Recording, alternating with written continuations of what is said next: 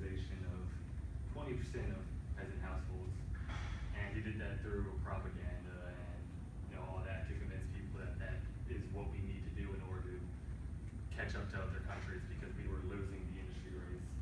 And I like this picture because it shows someone working in industry and then bullets coming out in order for us to win.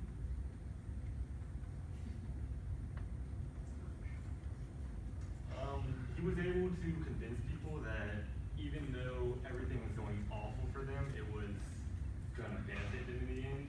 There was one quote from a guy who lost his property, his brother got murdered, but he said, but then after all, look at what we're doing. In a few years now, we'll be ahead of everybody industrially.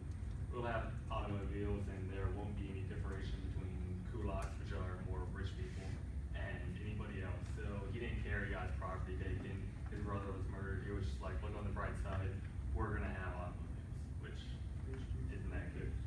And it was described that they were laboring so hard that it was as if it was for war when it really wasn't for war, it was just to catch up in the industry. And one quote I like, it said, deprivation today for utopia tomorrow. So take the awful conditions now and soon we'll be great. The real result of it, instead of a 20% collectivization, ended up actually being 9% of peasant households were taken, and some 1 million households of people were just deported, never heard of again, and they took their land and stuff and just used it. They didn't meet their goals completely. He only resulted in getting a 50% increase in industry.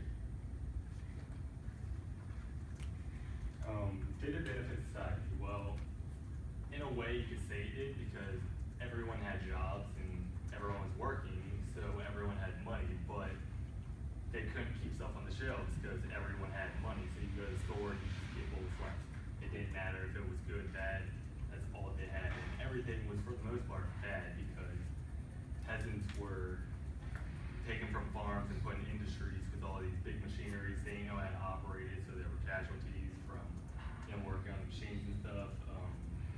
So the quality was poor, they were rushing everything, they didn't know how to build it. There were a bunch of people getting hurt, killed with machinery, and everything was just sort of bad.